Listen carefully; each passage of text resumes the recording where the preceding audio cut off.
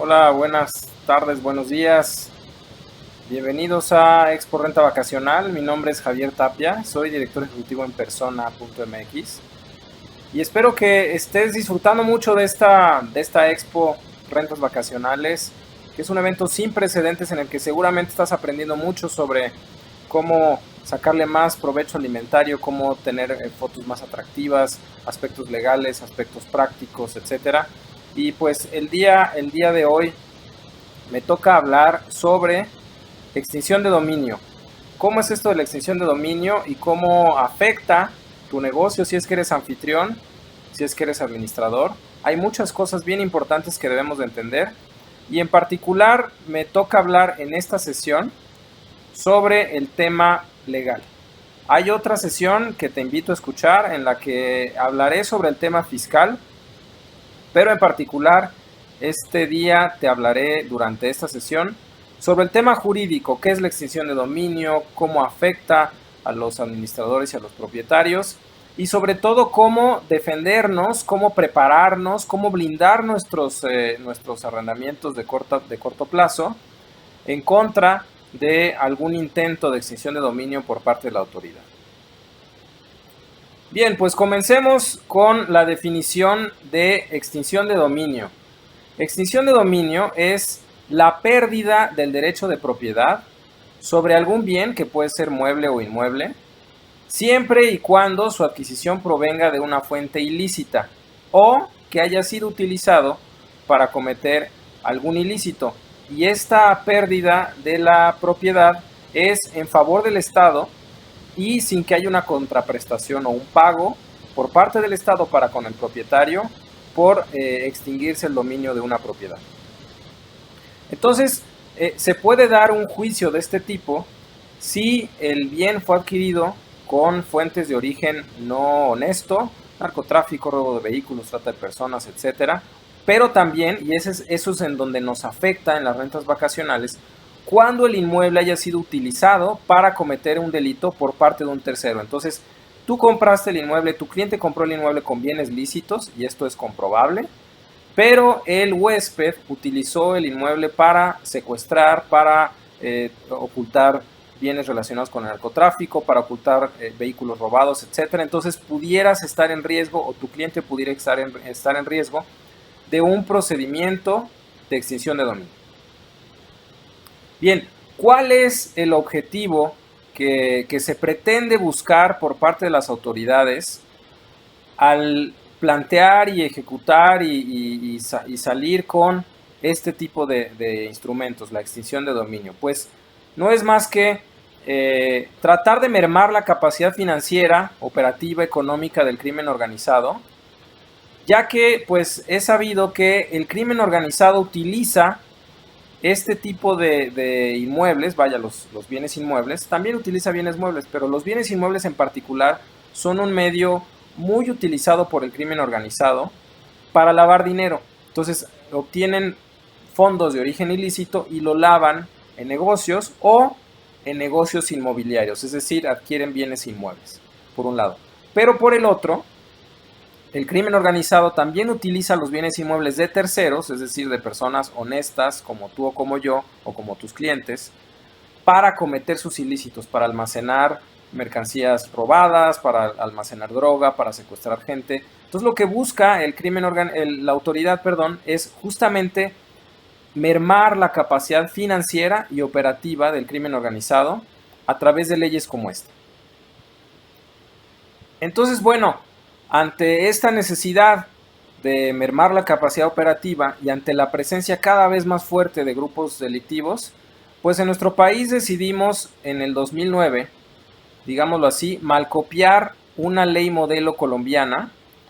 En realidad en Colombia se gestaron los primeros esfuerzos realmente institucionales y bien implementados de las leyes de extinción de dominio en el mundo.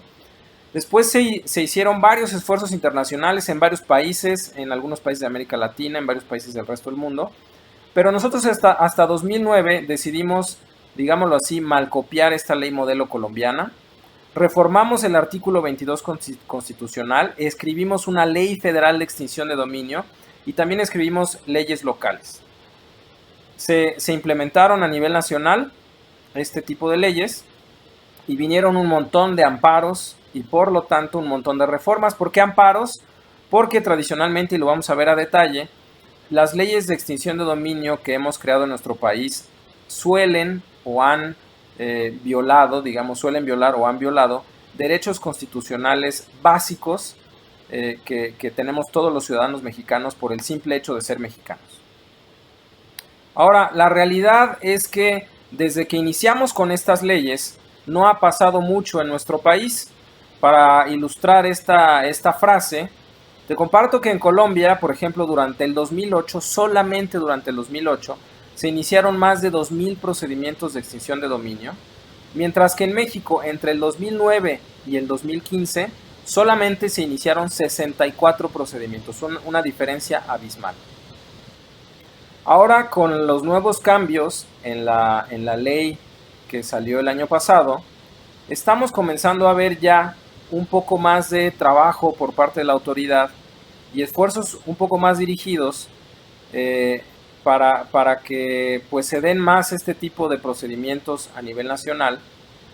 Y en realidad, al revisar la ley a detalle, tal vez nos podríamos preguntar si es solamente un esfuerzo para mermar la capacidad operativa del crimen organizado o también ya hay un propósito adicional. ¿Cuál es este propósito adicional? Pues es también un propósito recaudatorio. Sabemos que las economías mundiales, en particular la economía nacional, está viendo una franca desaceleración y por lo tanto la recaudación está siendo afectada. De tal forma que tradicionalmente el arrendamiento ha sido utilizado a nivel nacional desde hace muchos años como un medio muy socorrido para evadir impuestos. De tal forma que, ya lo veremos más adelante, una de las razones más importantes por las que ha habido cambios en la ley de extinción de dominio es justamente el tema recaudatorio. Están buscando que las personas físicas, morales, que se dedican al arrendamiento inmobiliario, ya sea de corto o de largo plazo, reporten sus ingresos y paguen impuestos por ello. Ya te decía que hay otro capítulo que te invito a ver aquí en la Expo Renta Vacacional, otro capítulo dedicado al tema fiscal relacionado con la ley de extinción de dominio, así es que no voy a pasar mucho tiempo en eso durante esta sesión, pero es importante entender que ahora hay una doble intención por parte de la autoridad. Y bueno, pues cada vez más estamos viendo este tipo ya de mantas por ahí en las localidades a lo largo y ancho del país, en las que la autoridad nos dice que ese inmueble está sujeto a un procedimiento de extinción de dominio. Y yo creo que ni tú ni yo quisiéramos ver ningún inmueble de nuestra propiedad o ningún inmueble de nuestros clientes con una manta de este tipo o con un procedimiento de este tipo. Así es que más adelante te iré compartiendo cómo blindar nuestros arrendamientos de corto plazo para que estemos bien preparados y con expedientes completos y con todas las herramientas necesarias para enfrentar un posible juicio de esta naturaleza. Esperemos que no, toquemos madera, esperemos que nunca nuestros clientes ni nosotros estemos involucrados en un procedimiento de este tipo, pero bueno, hay que estar preparados y la verdad es que no es tan complicado. Bien, pues decía hace unos minutos que las leyes de extinción de dominio en nuestro país tradicionalmente violan algunas garantías, algunos derechos fundamentales de nosotros como mexicanos que están plasmadas en la Constitución y quisiera mostrarte los artículos de los cuales estoy hablando. ¿A qué me refiero cuando estas leyes suelen violentar los derechos fundamentales de nuestra Constitución? Bien, pues comenzamos con el artículo primero de la Constitución, ahí lo puedes ver en tu pantalla. En México, todas las personas gozarán de los derechos humanos reconocidos en esta Constitución. Es decir, aquí se declara que este documento llamado Constitución es el que fundamenta todos los derechos que emanan de este documento, valga la redundancia, ¿no? Y no solo eso, sino que también la Constitución determina las garantías que protegen estos derechos y el ejercicio no puede restringirse ni suspenderse, salvo en los casos que se establezcan en este propio documento. El artículo 14, en su párrafo segundo, dice que nadie puede ser privado de la libertad o de sus propiedades, posesiones o derechos. Es decir, no podemos ser privados de nuestros inmuebles, como una posesión o como una propiedad, sino mediante juicio seguido ante los tribunales previamente establecidos, para que se nos quite el derecho a una propiedad, para que se nos quite una posesión, tiene que haber un juicio, ¿vale? En el que se cumplan las formalidades esenciales del procedimiento y conforme a las leyes establecidas. Y el artículo 20, B, en el inciso B, dice que toda persona imputada tiene ciertos derechos, en particular el que me interesa plasmar aquí, es que se presume su inocencia mientras no se declare su responsabilidad mediante sentencia emitida por el juez de la causa. Entonces, ahorita que veamos qué incluye la nueva ley de extinción de dominio, podremos entender a qué me refiero con que se violan algunos derechos constitucionales y por lo cual ha habido amparos desde que comenzamos con la primera ley en nuestro país. En particular, derecho de audiencia y presunción de derecho de audiencia y que esta audiencia sea ante un tribunal competente y presunción de inocencia. Lo vamos a ir viendo ahorita que exploremos qué incluye la ley. Bien, pues entremos a explorar lo que incluye la nueva ley de extinción de dominio. Vamos a ir viendo lo más relevante, es una ley un poco larga, con términos complicados. Vamos a tratar de desmenuzarlos en lenguaje sencillo para que todos lo podamos entender. Empecemos con cosas sobre el procedimiento. El procedimiento va a ser relativamente ágil, lo que busca la autoridad es que sea un procedimiento rápido. Tendrá solamente dos etapas, la etapa preparatoria y la etapa judicial. Los juicios serán orales, es decir, son juicios muchísimo más rápidos que los juicios normales que conocemos en nuestro país, que son los juicios documentales. Los juicios documentales van las partes frente a un secretario, se rinden declaraciones, las declaraciones se mecanografían, se le presenta el expediente al juez, etc. Aquí no. La idea es que sea un juicio oral en el que las partes estén presentes. Y la otra cosa relevante, a manera de introducción, es que pues apenas salió la ley el año pasado. El 26 de septiembre, la Suprema Corte de Justicia admitió una impugnación por parte de la Comisión Nacional de Derechos Humanos, que básicamente tocaba 20 artículos de la ley, que desde el punto de vista de la Comisión Nacional de Derechos Humanos, pues violan garantías constitucionales, como ya lo mencionábamos, y en particular esta impugnación va en contra o ataca, digamos, los siguientes temas: la venta anticipada, ahorita lo vamos a explorar, la venta anticipada del inmueble y la retroactividad de algunos elementos de la ley. Ahora, exploremos qué viene en esta ley y comencemos con los delitos. Si les parece bien, comencemos con los delitos. Bueno, se incluyeron nuevos delitos. Aquí en esta lista presento todos los delitos, no estoy diferenciando entre cuáles ya estaban y cuáles no. Delincuencia organizada, secuestro, temas de huachicoleo, es decir, hidrocarburos, petrolíferos y petroquímicos, delitos contra la salud, encubrimiento de recursos de procedencia ilícita, trata de personas, corrupción, encubrimiento, delitos cometidos por servidores públicos, robo de vehículos y extorsión. Bien, ahora exploremos en qué casos procede la extinción de dominio. Pues primero, la extinción de dominio procede cuando los bienes sean adquiridos parcial o totalmente por medio de fondos de procedencia ilícita. Es decir, si adquiriste un inmueble junto con algún socio y, por ejemplo, tu socio, sus fondos fueron de origen ilícito, entonces podría haber extinción de dominio, aunque tu participación en la adquisición de este bien no tenga que ver con nada relacionado con el crimen organizado. Si fue parcialmente el origen de procedencia ilícita, entonces podría haber una intentona de extinción de dominio, o evidentemente si todo el bien, todos los fondos con los que se adquirió el bien provinieron del crimen organizado, pues con mayor razón. Por otro lado, si la adquisición del bien fue a través de medios lícitos, pero fueron utilizados por algún tercero para ocultar, por un tercero o por el propio dueño del inmueble, para ocultar bienes de origen ilícito o para mezclarse con bienes de procedencia ilícita, también podría proceder la extinción de dominio.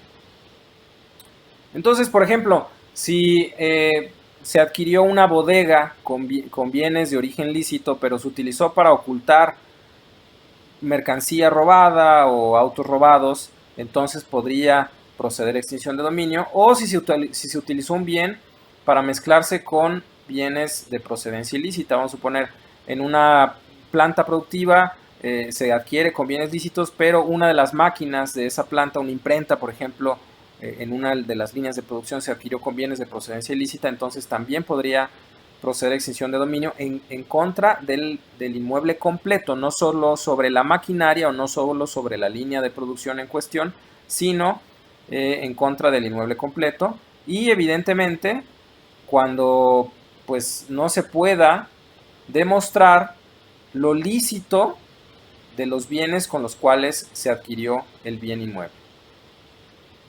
Ahora, probablemente estos casos que acabo de plantear no sean los más comunes que puedas enfrentar tú como administrador o tú como propietario de un inmueble de renta vacacional, sino más bien aquellos casos, como los que vienen ahora en la pantalla, en los que el inmueble haya sido utilizado para cometer hechos ilícitos por parte de un tercero, por parte de tu huésped.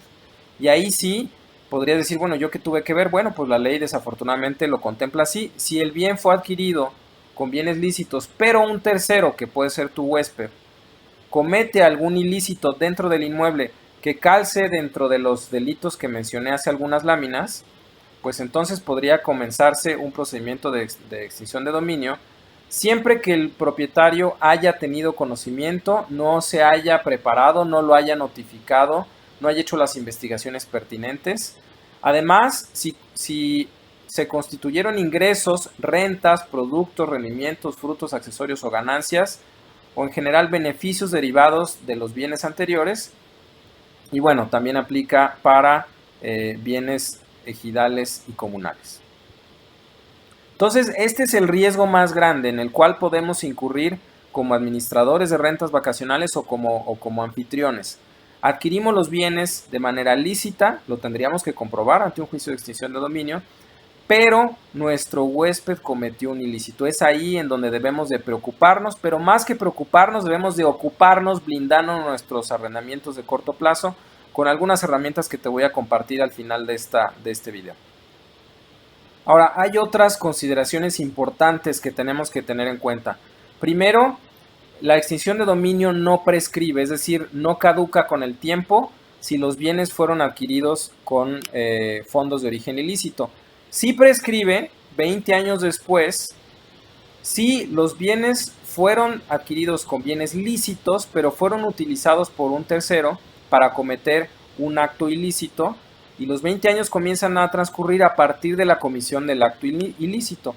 Ahora, la mala noticia, u otra mala noticia, es que la muerte de quien se encuentre sujeto a un procedimiento de extinción de dominio derivado de una investigación o un proceso penal no hace que se extinga el procedimiento de extinción de dominio. Es decir, la acción de extinción de dominio subsiste aún contra los herederos, legatarios, causavientes o cualquier otra figura que alegue derechos sobre los bienes que sean objeto de la acción de extinción de dominio. Bien, ¿qué pasa entonces con un inmueble sujeto a un procedimiento de este tipo? El procedimiento de extinción de dominio es un procedimiento civil, la materia es civil, y acompaña a un procedimiento penal. En el procedimiento penal probablemente puede tener que ver, no sé, con secuestro. Entonces se inicia un procedimiento penal por secuestro, independientemente, y esto es lo que algunos doctos en derecho constitucional cuestionan, independientemente de si se determina culpabilidad del propietario o no en el proceso penal, se inicia un procedimiento de extinción de dominio para quitarle la propiedad del bien inmueble al propietario. Entonces, se inicia este procedimiento y lo que viene es más o menos lo siguiente, digamos a grandes rasgos es más o menos lo siguiente.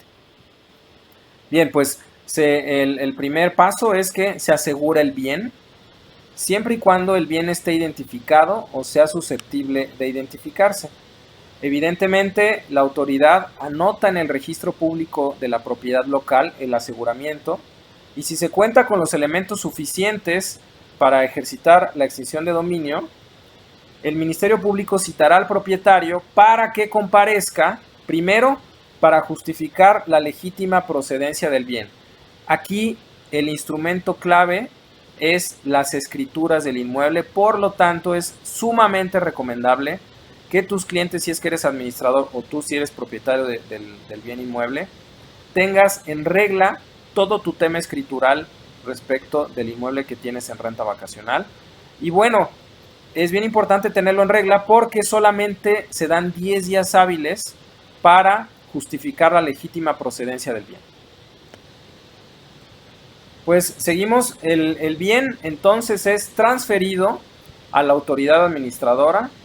La autoridad administradora, ¿qué hace? Recibe, registra, custodia, conserva y supervisa el bien en cuestión. Pero aquí viene lo complicado, lo difícil, lo feo. La autoridad administradora puede disponer del bien, usar el bien, darlo en usufructo, enajenarlo, o sea, venderlo y monetizarlo. Incluso puede disponer de él de manera anticipada, ahorita vamos a ver en qué casos, y es justamente parte de lo que impugnó la Comisión Nacional de Derechos Humanos ante la Suprema Corte y hasta ahorita no ha habido una respuesta o no ha sido publicada en medios. Bien, ¿en qué casos aplica esto de la venta anticipada que puede hacer la autoridad? Pues realmente la ley establece los casos, pero cada supuesto da lugar a que pues sí quepan activos como inmuebles destinados a renta vacacional. Vamos a ir explorando. La venta anticipada se puede dar cuando sea necesaria esta desde el punto de vista de la autoridad, según la naturaleza del bien. ¿En qué casos? Bueno, si representa un peligro para el medio ambiente o para la salud, por ejemplo, combustibles o sustancias químicas peligrosas, etc. Si el bien puede sufrir pérdida, merma o deterioro, o si se puede afectar gravemente su funcionamiento. Vamos a suponer una maquinaria muy específica que no puede estar detenida mucho tiempo sin operar, que sufre pérdida, merma o deterioro. Que su administración o custodia sea incosteable. Vamos a suponer un inmueble de lujo, un inmueble en zonas en donde la intemperie los desgasta, como pueden ser las playas.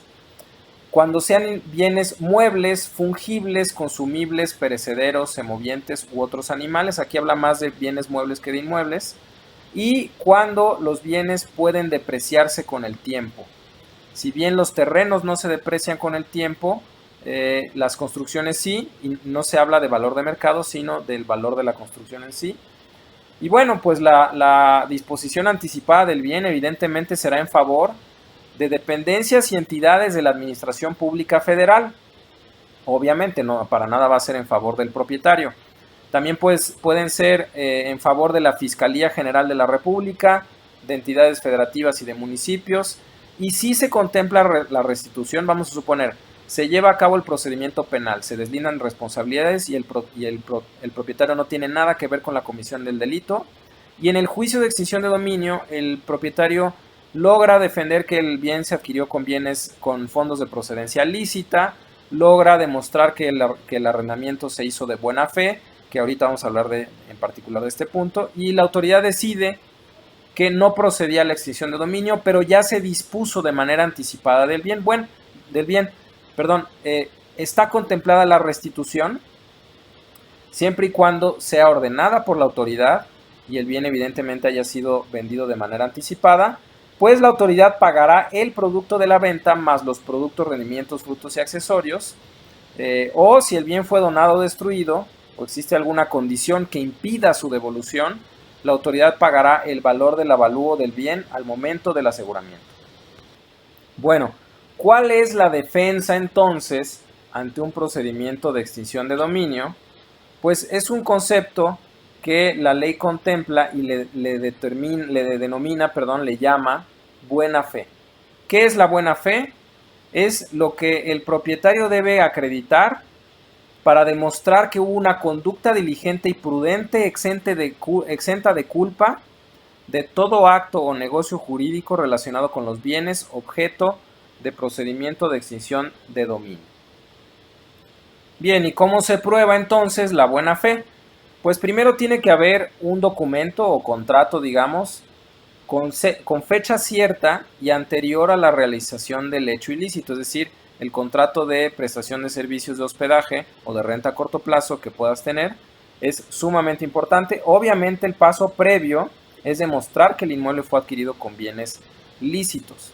Hay que haber pagado los impuestos, de eso vamos a hablar en el capítulo de impuestos, pero es bien importante que para defenderte ante un procedimiento de extinción de dominio estés al día o tu cliente esté al día con los impuestos. Hay que comprobar la adquisición y la adquisición debe estar inscrita en el registro público de la propiedad y hay que demostrar que no se tenía conocimiento de los hechos ilícitos. ¿Cómo se demuestra esto? Bien, el primer elemento es una investigación y vamos a hablar de ello más adelante.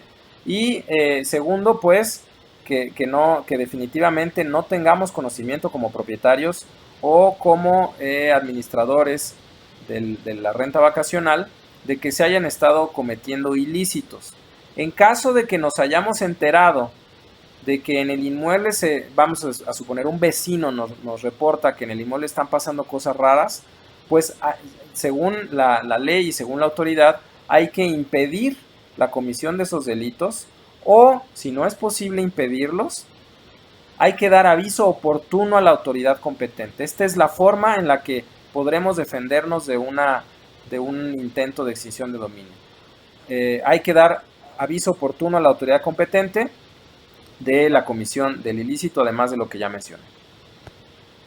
Entonces, en resumen, la extinción de dominio es un procedimiento a través del cual la autoridad pretende quitarle un inmueble al propietario si el inmueble fue adquirido con fondos de origen ilícito o si en el inmueble se cometieron delitos relacionados con el crimen organizado, ya los mencionábamos en una lámina anterior, y para defendernos como base de la defensa debemos de presentar y comprobar la legítima propiedad del bien, que esté inscrito en el registro público y que se haya adquirido el bien con fondos lícitos. Pero tal vez lo más importante de esta sesión es esta pregunta: ¿cómo blindo entonces mi hospedaje? Ok, el bien fue adquirido con con fondos de procedencia lícita, tengo contrato de hospedaje con el huésped, pero ¿qué puedo hacer de manera preventiva para que esto no me pase? Bueno, primero, ya decíamos, demostrar el origen lícito de los fondos, pero ¿cómo puedo ser más proactivo aún? Pues tengo que tener mucho cuidado con los contratos de hospedaje, los tengo que tener bien almacenados, bien guardaditos, y hay 3 elementos adicionales de suma importancia. El primero son los impuestos, hablaremos de ello en un capítulo completamente distinto, pero el nuevo elemento que te ayudará a defenderte en un procedimiento de estos a ti o a tu cliente es justamente decirle a la autoridad, demostrarle a la autoridad que el arrendamiento de corto plazo se hizo de buena fe. ¿Cómo demuestro que el arrendamiento se hizo de buena fe? Bueno, un elemento sumamente importante y válido en este procedimiento es la investigación de quién se quedó como huésped en el inmueble. Vamos a suponer, investigué al huésped fulano de tal y me di cuenta que era una persona sin problemas legales de ninguna índole. Y además me di cuenta que en ninguna parte del mundo está siendo buscado, que no lo busca la CIA, que no lo busca el FBI, que no está siendo buscado por la Interpol, que no tiene ningún tema penal. ¿Cómo iba yo a suponer como propietario del inmueble que esta persona con este récord limpio pudiera cometer un ilícito? Entonces, existen elementos que son de suma importancia, que te van a ayudar a blindar tu hospedaje, como es la investigación del huésped. Y hay herramientas muy ágiles que te permiten investigar al huésped el mismo día, tener resultados de su investigación el mismo día. Solamente es necesaria la identificación del huésped, ¿vale? Que es algo que normalmente se pide en el arrendamiento de corto plazo a través de las plataformas que existen. Y en segundo lugar, existen coberturas legales que te ofrecen a abogados expertos que te pueden acompañar en caso de que te enfrentes a un procedimiento de este tipo. E insisto, también es importante que tú o tus clientes sepan y tengan sumamente claro que los impuestos relacionados con el arrendamiento del inmueble, ya sea arrendamiento a corto plazo o largo plazo, del inmueble que está siendo sujeto a un procedimiento de extinción de dominio, que todos los impuestos estén pagados, que estés al día o que tu cliente esté al día con sus impuestos. Te invito a que escuches la plática relativa al tema fiscal de extinción de dominio y te invito a que sigas viendo todos los videos más importantes que más se relacionen con tus intereses aquí en Expo Renta Vacacional. Espero que esté siendo una expo muy disfrutable, una expo sumamente atractiva para ti y nos estamos viendo por aquí en el otro capítulo. Hasta la próxima. Nos puedes encontrar en persona.mx en tu navegador para conocer cómo es que hacemos las investigaciones y las coberturas de extinción de dominio, y en Facebook también nos puedes encontrar. Hasta la próxima.